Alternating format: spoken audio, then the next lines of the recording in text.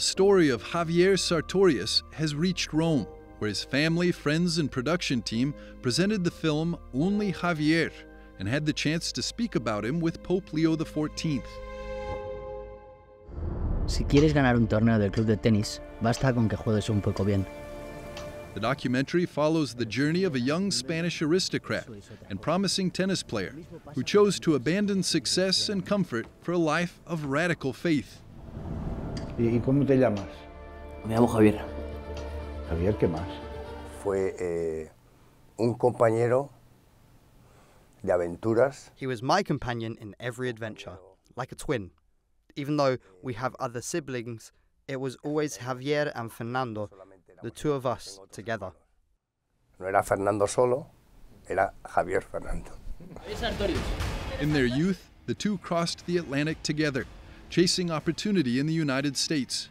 Fernando recalls that even in those years, Javier had a disarming clarity and honesty, a kind of transparency that would later shape his entire path of conversion.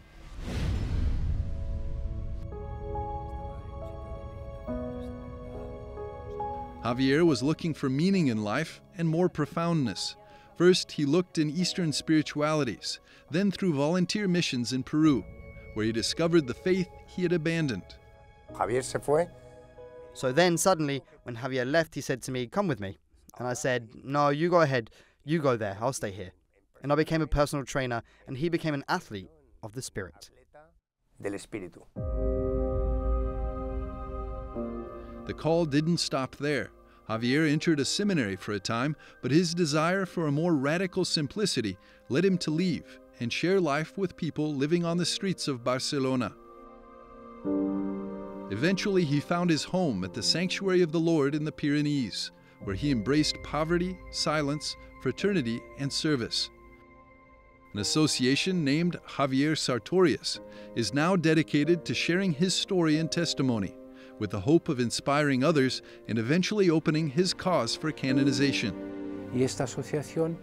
And this association asked the bishop if there could be a possible cause for sainthood. The bishop told us no.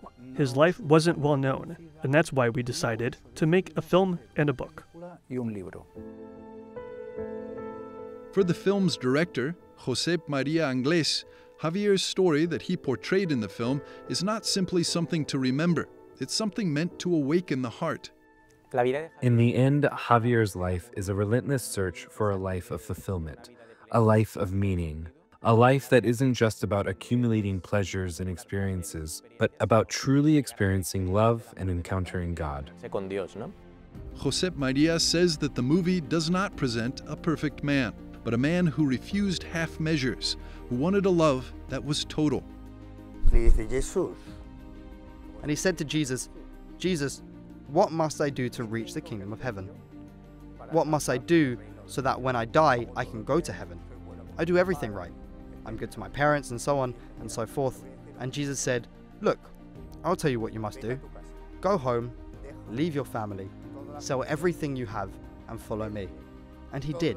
He followed him all the way to his death. Y él lo hizo hasta la muerte.